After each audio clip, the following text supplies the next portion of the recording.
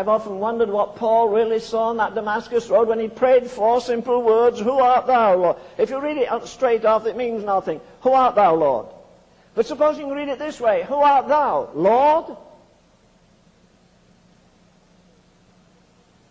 Here's a man with a colossal intellect. Here's a man who is he's in every category, is in the highest category. He's a Hebrew of the Hebrews. He's a Pharisee of the Pharisees. He's of the tribe of Benjamin. He's of the seed of Abraham. He had fulfilled the law.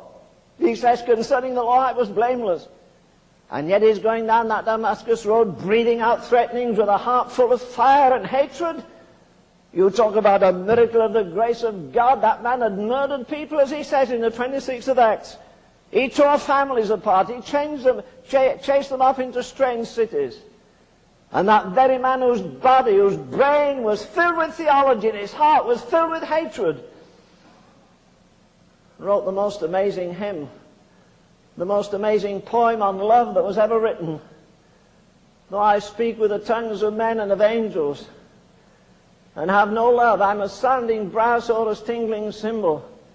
And if I give my body to be burned, which he was prepared to do on the Damascus road, do you know, I think, I'll ask him in eternity, I think suddenly when he fell off his horse there,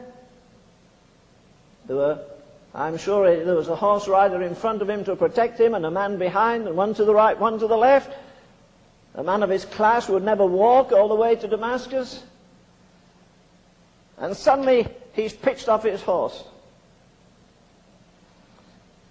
You say, were there only 4 people there? No. You say there was a man riding in front? Yes, one behind, one to the right, one to the left. Were they the only witnesses? Maybe on earth. I want to tell you, I believe every demon in hell was looking down on that man at that moment. I believe every angel in heaven was looking down. The demons, because he was their best advocate on earth.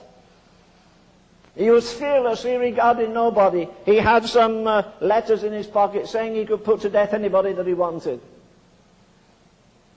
And then suddenly Jesus came into his life. Would you have thought that man in the dust had inside of him 14 epistles, if you give him Hebrews, and I think he wrote it? Would you think that he would go through Asia Minor and establish a dozen or more churches?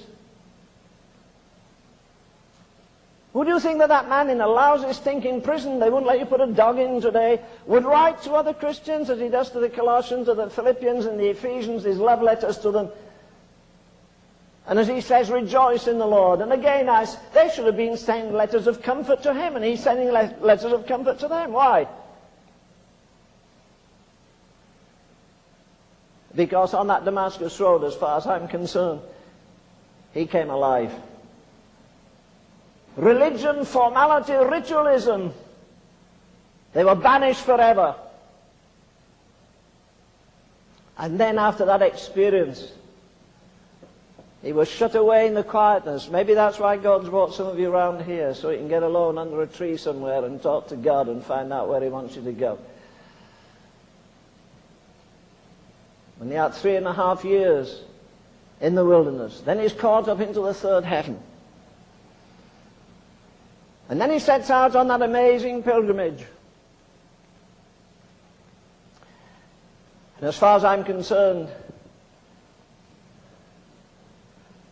he explains it all when he said, I'm crucified with Christ, nevertheless I live. And yet not I, but Christ liveth in me. And the life which I now live here in the flesh, I live by the faith of the Son of God.